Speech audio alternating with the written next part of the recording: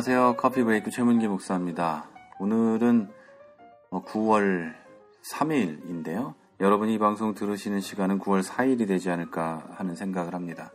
시간 될 때 녹음을 하려고 이렇게 하고 있어요. 오늘 방송은요. 오늘 카페에 있는 뜨끔한 신앙 상담소에 올라온 글을 두고 방송을 하도록 하겠습니다. 8월 19일 방송을 들으시고 우리 이종현 님께서 이런 글을 남기셨습니다.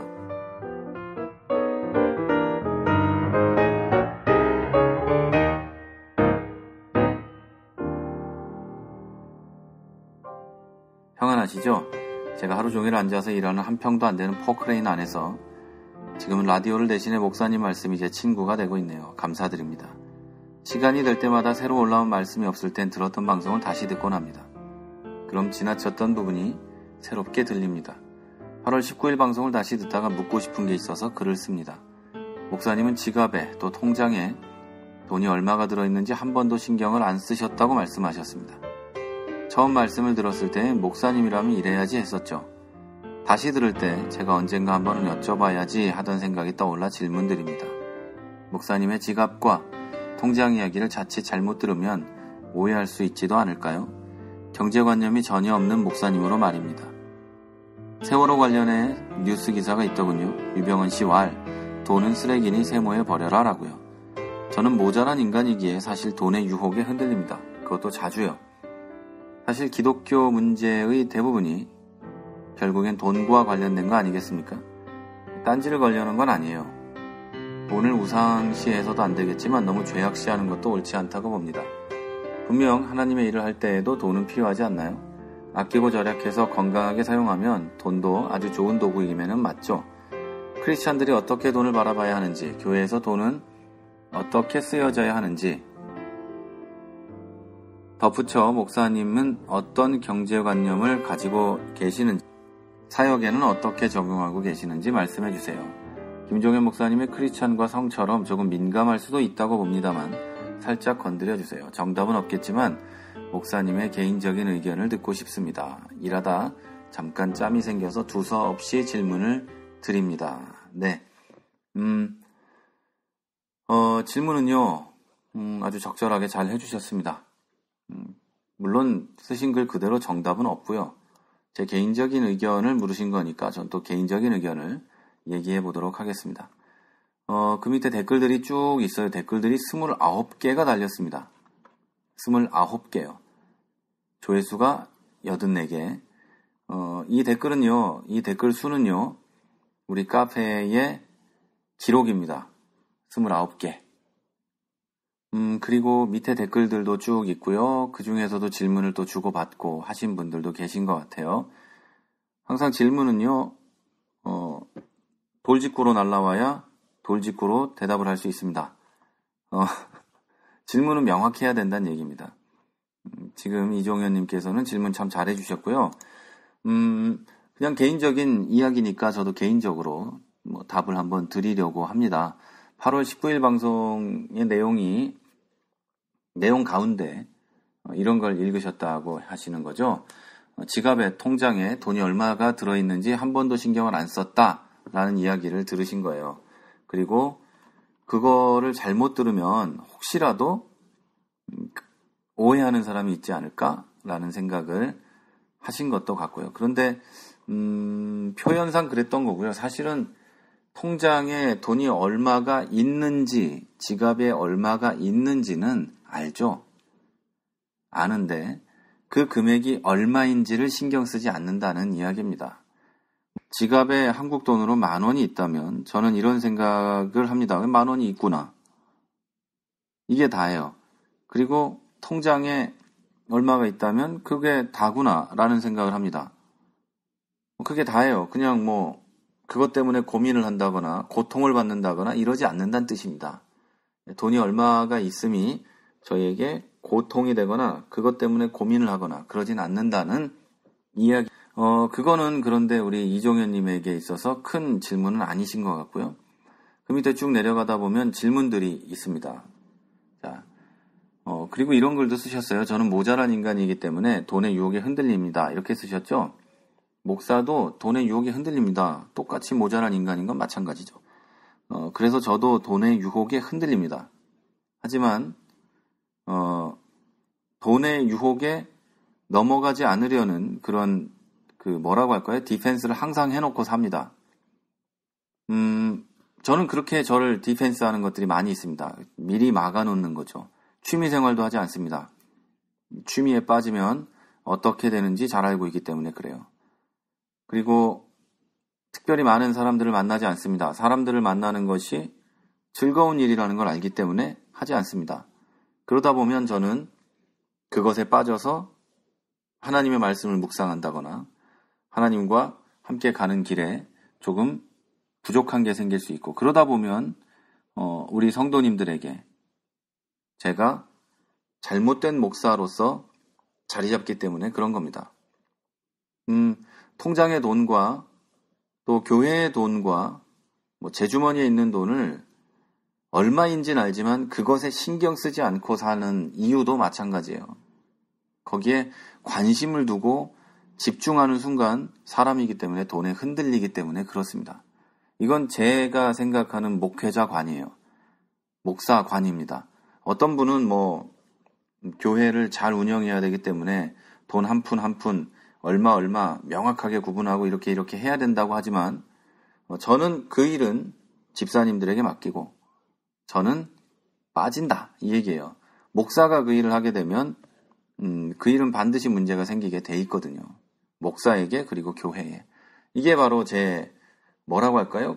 경제관념이라고 보면 틀린 말이겠죠. 어쨌든 제가 돈을 바라보는, 그리고 취미생활 같은 거, 사람 만나는 거 이런 걸 바라보는 눈입니다. 그리고 돈을 우상시하면 안 되죠. 그런데 돈을 죄악시하는 것도 좋지 않습니다. 왜냐하면 쓰신 말씀 그대로 하나님 일을 할 때 돈은 필요합니다. 그러나 돈은요 항상 사람을 넘어뜨립니다. 자, 무슨 말인지 아시죠? 돈은 중요한 것이고 필요한 겁니다. 그러나 돈은 항상 사람을 넘어뜨립니다. 한 번의 예외 없이 누구나 돈은 넘어뜨릴 수 있습니다. 그리고 돈은 세상 없는 어떤 목사도 충분히 넘어뜨릴 수 있고요. 세상 없는 어떤 성도도 돈은 쓰러뜨릴 수 있습니다. 그래서 주님께서는 분명히 말씀하셨죠. 돈과 하나님을 동시에 섬길 수 없다. 하나님을 섬기는 사람이 돈에 집중하게 되면 돈은 그 사람을 넘어뜨리게 됩니다. 예외를 본 적이 없습니다. 지금 한국의 그 큰 교회 목사님들이 처음부터 그랬을까요? 아니에요. 돈에 집중하고 사람 머릿수에 집중하는 순간 그렇게 변하게 되는 겁니다. 그럴 수밖에 없어요. 여러분도 그렇게 되지 않을 수 있도록 돈을 조심하십시오. 돈은 항상 여러분을 유혹합니다. 흔들리게 합니다. 그러나 돈을 미워하지는 마십시오. 돈 자체가 죄는 아니니까. 여러분이 성령의 사람이고 하나님을 중심에 둔 분이면 돈을 충분히 하나님 뜻에 맞게 사용하실 수 있다고 믿습니다.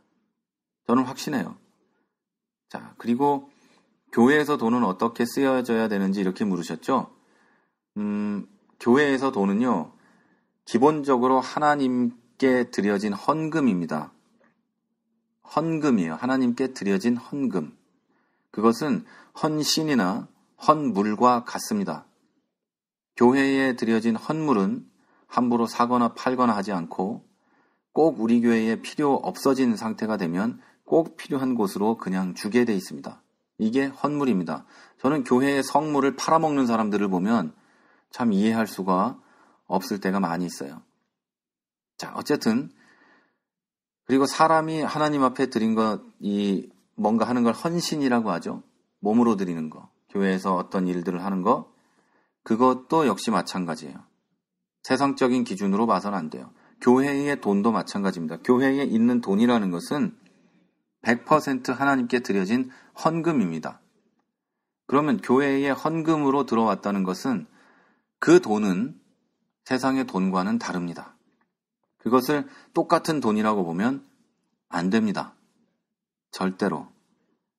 자, 일단 그것이 교회에서의 돈입니다. 자, 그렇다면 교회에서의 돈은요, 어떻게 쓰여져야 될까요? 가장 먼저는 교회의 돈은요, 신약 성경에서 보면 그 돈을 어떻게 써야 되는지를 알 수 있습니다. 교회에서의 돈은 교회 안에 있는 가난한 사람과 교회 안에 있는 어려운 사람과 교회 안에 있는 고통받는 사람을 위해 쓰여져야 됩니다. 그 사람이 목사일 수 있고요. 그 사람이 집사이거나 그 사람이 장로이거나 그 사람이 청년 학생일 수 있습니다. 초대교회 때 사도들 앞에 땅을 팔고 부동산들을 팔아서 갖다 놨던 그 헌금이 첫 번째 사용된 것이 바로 그겁니다. 교회 안에 있는 사람들을 위해 사용됐어요. 근데 요즘에는 교회 안에 있는 사람들에 의해서는 거의 안 쓰죠. 교회 안에 있는 사람들은 돈을 내고 그 돈은 교회 밖에 있는 곳으로 사용되죠. 대부분이. 이건 아주 옳지 않은 겁니다. 물론 교회는 구제해야 됩니다. 제가 이게 안 해야 된다는 얘기는 아니에요. 당연히 해야 되는데 당연히 해야 될 일이지만 구제한다고 반드시 그 구제가 교회 밖으로 나가야 되는 건 아니죠. 교회 안에 있는 사람들 중에도 고통받는 사람들이 있습니다. 그들을 위해 하나님께 드려진 헌금은 쓰여져야 됩니다. 그것이 제가 말씀드리는 건 가장 먼저라는 거지 교회 헌금의 몇 퍼센트를 반드시 차지해야 된다는 얘기는 아닙니다. 교회에 그 도움이 꼭 필요하지 않은 사람들만 있다. 그렇다면 그 돈은 다른 곳에 사용돼야겠죠. 자, 제 말은 첫 번째로 사용되도록 해야 될 것이 그거다. 자, 그 다음에는요. 풀타임 사역자들 있죠. 풀타임 사역자들이 돈 때문에 고통받으며 일하지 않을 수 있도록 생활비를 책임져야 됩니다. 그것을 보고 사례비라고 합니다. 자, 이 얘기를 들으시고 그래, 최 목사 너도 똑같네 이럴 수 있지만요. 이거는 당연하고 성경적인 겁니다. 자, 교회의 목사는요. 교회를 위해 일하는 게 아니라 하나님을 위해 일합니다. 이건 명확하게 구분하셔야 돼요. 저는 우리 교회를 위해서 일하지 않습니다. 하나님께서 나에게 맡기신 자리에서 그곳에 있는 성도들을 위해 일합니다. 그리고 그 성도들은 하나님의 양입니다. 제가 생각하는 기준이에요. 그 양은 제 양이 아닙니다. 그렇기 때문에 저는 하나님을 위해 일하는 거죠. 자, 그러면 이 얘기를 어떻게 해석을 해야 되는가? 목사들의 사례비는 어떤 것이 적정한가라고 보면은요, 제가 지금까지 인생을 살면서 우리 목사로서 살면서 사례비가 어디가 가장 적절한가, 어느 선이 적절한가로 볼 때 목사는 가장 중간 정도가 좋다. 그 교회 성도들의 평균적인 그 삶의 중간 정도. 높아도 안 되고 아주 밑바닥이어도 안 된다. 아주 밑바닥일 경우에는 성도들이 부담을 느낄 수 있고 또 아주 높을 경우에는 그건 목사가 그렇게 살면 안 되죠. 중간쯤만 해야죠. 중간보다 약간 못하게 그렇게 사는 것이 목사한테는 가장 좋다. 자, 그러면 어떤 분은 이렇게 얘기할 수 있어요. 그러면 얼마 정도를 주면 중간이 될까요? 라고 할 수 있어요. 그리고 어떤 데는 또 중간 정도 살 수 있게 드릴 수가 없는 교회가 있고 또 어떤 데는 더 많이 드릴 수 있다는 교회도 있어요. 그때 목사는 그 돈을 어떻게 해야 될까요? 그 사례비를. 자, 이렇게 보면 됩니다. 여러분, 그 몇만 명 모이는 교회 목사님의 사례비가 몇 억대라고 합니다. 1년의 연봉이. 자, 그 목사님은 그 돈을 다 어디다 쓸까요? 그건 너무 많이 받는 거죠. 자, 또 몇 명 되지 않는 우리 김종현 목사만 해도 사례비 없습니다. 자, 그렇다면 어느 선이 적당하고 어떻게 봐야 될까요? 이렇게 보면 됩니다. 목사의 사례비는 월급이 아니다. 일한 대가가 아니다. 여러분, 일한 것의 대가로 받는 월급이라고 하면 그 일에 합당한 만큼 받아야 됩니다. 그래서 교회에 적용하면 대형 교회에서는 몇 억 받는 게 맞고 가난한 교회에서는 사람 몇 명 없으니까 일도 없겠네 그러면서 한 10,000원 주는 게 맞겠죠. 그런데 목사의 사례비는 그게 아닙니다. 하나님께 일하고 하나님께서 내 삶을 책임지시는 그만큼의 금액이라는 거죠. 그래서 한 푼도 받지 않아도 목사는 괜찮습니다. 교회가 능력이 안 되니까. 그런데 너무 많이 받아요. 그 목사는 잘하는 게 아닙니다. 왜냐하면 나 이만큼 이루었으니까 이만큼 받아도 돼 라고 생각하는 분들이 많기 때문이죠. 그것은 일한 것에 대한 대가라고 자기 스스로 말하는 겁니다. 만약에 일한 것에 대한 대가라고 한다면 글쎄요, 어느 만큼이 적당한 걸까요? 영혼이 천하보다 귀한 거라고 말하는 분들이 있으니 그렇다면 한 명, 두 명의 영혼만 섬기고 같이 일하고 있어도 엄청난 돈을 받아야 되는 걸까요? 자, 그런 건 아니에요. 자, 목사에게 주어진 사례비는 교회의 형편에 맞게, 그러나 과하거나 그러지 않게. 교회의 형편에 맞는 것은 그것으로 옳은 거라고 저는 생각을 해요. 그리고 그 사례비의 금액은 교회가 정해야죠. 목사가 정하는 게 아니고요. 이렇게 얘기하면 그럼 목사 사례비가 제일 중요한 거구나 이렇게 생각하실 수 있는데 그게 아니에요. 목사가 생활 때문에 고통받고 있다면 그 목사는 목회를 잘 못해요. 목사가 어떻게 돈이 없다고 목회를 못하냐 이러실 수 있는데요. 돈이 있어야 누구 만나서 커피라도 마시고 돈이 있어야 밥이라도 먹고 그러는 거 아닙니까? 제가 말하는 건 돈이 있어야 목사도 밥은 먹는다 이 얘기를 하는 겁니다. 우리 교회 어떤 분은 이런 얘기를 하시더군요. 목사는 밥 안 먹냐? 목사는 필요한 게 없냐? 이런 얘기를 하세요. 맞는 얘기예요. 목사도 가정이 있고 목사도 자녀가 있기 때문에 돈은 필요합니다. 그래서 그 돈을 걱정하면서 목회하지 않을 수 있도록 교회는 형편이 되는 한 목사의 생활을 책임져야 됩니다. 그러나 돈 욕심에 환장한 자들처럼 그렇게는 만들지 않도록 교회가 신경 쓰셔야 됩니다. 돈 얘기를 하니까 말이 길어지네요. 자, 그 다음에는요, 교회에서 다음으로 써야 될 돈은요, 당연히 교회 안에 있는 다음 세대를 위해 써야 됩니다. 교회 안에 있는 주일학교와 학생들과 청년들, 그들을 위해 사용돼야 돼요. 구체적인 얘기들은 이전에 김 목사님 방송에서도 언급을 많이 했기 때문에 넘어가도록 하고요. 그 다음에는 교회 밖으로 사용되기 시작해야 됩니다. 자, 교회가 교회 밖으로 사용되는 돈은요, 기본적으로 선교를 위해 사용되는 돈입니다. 그래서 굳이 선교사에게 보내지 않아도, 굳이 무엇을 하지 않아도 교회가 교회 밖으로 내보내는 돈은 선교하는 돈입니다. 교회 밖에 누군가를 위해서 구제하는 돈이다. 그 사람은 교회로부터 도움을 받았기 때문에 그 교회에 대한 어떤 좋은 느낌을 가졌기 때문에 그것도 선교하는 것의 한 부분이다라고 생각할 수 있죠. 이렇게 교회 밖으로 나가는 건 구제가 됐든 특별한 선교 헌금이 됐든 무엇이 됐든 모두 선교의 차원에서 사용될 수 있도록 우리는 생각하고 고민해야 됩니다.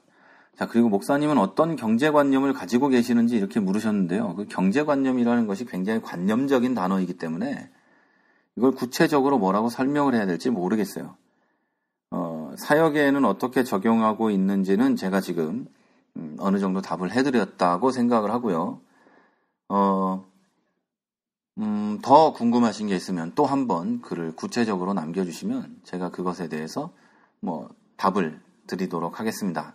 자, 그리고 여기는 뜨끔한 신앙상담소잖아요. 제가 이 신앙상담소에 올라온 글들 중에, 그리고 우리 카페에 올라온 전체 글들 중에 가장 많은 댓글이 달린 글이라고 지금 했죠. 아까 돌직구 한번 날립니다. 왜 그렇게들 돈에 관심이 많습니까? 여러분, 교회 안에 일어나는 문제는 돈이 가장 큰 비중을 차지하고 있다고 생각하시죠? 그래서 여러분이 교회 안에서 힘들다고 생각하시는 건가요? 자, 여러분, 절대 그렇지 않습니다. 기독교 안에 있는 문제는요, 거의 대부분이 돈에 관한 문제가 아닙니다. 돈 문제가 크게 보일 뿐이에요. 기독교 안에 있는 문제 중에 가장 큰 문제는요, 돈이 아니라 진리에 관한 문제입니다. 진리에서 벗어났기 때문에 돈 문제가 생기고요. 진리에서 벗어났기 때문에 교회 목사들과 장로들이 이상한 짓들을 하는 겁니다. 성도들이 무당 목사들에 흔들리고요. 왜요? 진리에서 벗어났기 때문에. 진리에 다른 것을 더했기 때문에 그런 겁니다. 여러분, 왜 그렇게 돈에 관심이 많으십니까? 교회의 돈이 어디에 쓰여지는지, 여러분이 다니는 교회의 돈이 어느 곳에 쓰여지는지 왜 그렇게 궁금하십니까? 하나님 돈을 여러분이 지키라고 명받았습니까? 여러분, 가장 중요한 것은요, 돈이 아니고요, 교회가 진리 안에 서 있는가입니다. 그걸 해결하면 교회 안에 일어나는 돈 문제 하루아침에 사라집니다. 그리고 교회 안에 있는 진리의 문제는 가장 중요한 건데요, 담임 목사가 바뀌기 전엔 절대 바뀌지 않습니다. 담임 목사가 돈 문제를 일으켰을 때 돈 문제에 대해서 회개하고 해결했다고 칩시다. 다시는 안 그럴 것 같죠? 그가 진리 안에 거하지 않는 이상은 그는 또 그 짓을 하게 됩니다. 절대로 변함없이 계속해서 그 짓을 하게 되어 있습니다. 여러분 교회에 혹시 돈 문제가 있습니까? 그건 돈 문제가 아니에요. 돈은 아무것도 아니에요, 여러분. 여러분 교회는 만약에 그렇다면 진리가 흔들린 겁니다. 진리를 바로잡을 수 있도록 여러분이 앞장서셔야 돼요. 여러분, 절대로 다시 한번 말씀드리지만 여러분 교회에 일어나는 그 돈 문제는 본질상 돈 문제가 아닙니다. 본질상 진리에 관한 문제입니다. 표면적으로 돈 문제가 일어난 것뿐이에요. 자, 여러분, 돈에서 관심을 제발 끊으십시오. 제가 지금 관심을 끊으라는 것이 여러분이 뭐라고 할까요? 돈을 무관심하게 여겨라, 얼마가 있든 신경 쓰지 마라, 그런 뜻이 아니에요. 돈보다는 진리에 관심을 두십시오. 그러면 교회 안에 어떤 문제가 일어나는지, 왜 이런 일이 일어나는지를 명확하게 볼 수 있습니다. 세상의 모든 문제는요, 우리가 자본주의 사회에 살고 있기 때문에 마치 돈 문제인 것처럼 보입니다. 그러나 돈 문제가 아니에요. 교회도 마찬가지입니다. 교회 안에 일어나는 목사들의 그 아픈 일들, 흉악한 일들, 돈 때문이 아닙니다. 그가 진리 안에 서 있지 않고 그 교회가 진리 안에 서 있지 않기 때문에 그런 거예요. 그리고 저 밑에 보니까요, 어떻게 투명하게 사용하는지도 많이 중요한 덕목이라고 생각합니다. 라고 이종현 님께서 다시 또 글을 남기셨는데요. 그래서 다시 한번 말씀을 드릴게요. 이제 좀 어떤 말을 해야 되는지가 명확해졌으니까. 우리 교회는요, 투명하게 운영을 하려고 하고 있습니다. 그래서 가장 첫 번째로는 제가 헌금에 대해서 거의 관여를 하지 않습니다. 저희 교회 헌금을 몇 명이 누가 얼마를 하는지 저는 모릅니다. 다시 말해서 어떤 분이 얼마씩 헌금을 하고 있는지, 누가 11조를 하는지 안 하는지, 감사 헌금을 했는지 안 했는지 저는 몰라요. 재정부에서 모든 봉투를 가져가고 정리하고 그 주의 총액만 제가 압니다. 그리고 헌금 총액만 제가 알아요. 항목별로 얼마인지도 저는 모릅니다. 총액이, 그러니까 일반 재정으로 얼마가 헌금이 있는지는 알아야 저도 어떤 사업 계획을 세우고 교회 안에 어떤 일을 해야 되는지를 알 수 있기 때문에 그 일을 하고요. 그리고 우리 교회는 재작년까지는 저희가 재정이 없어가지고 못했지만 그 작년부터는 연말이 되면 우리 교회에서 수고하신 성도님들 중에 몇 분을 해가지고 상을 드립니다. 우리 재정이 허락하는 한에서 거의 많은 돈을 했어요, 작년엔.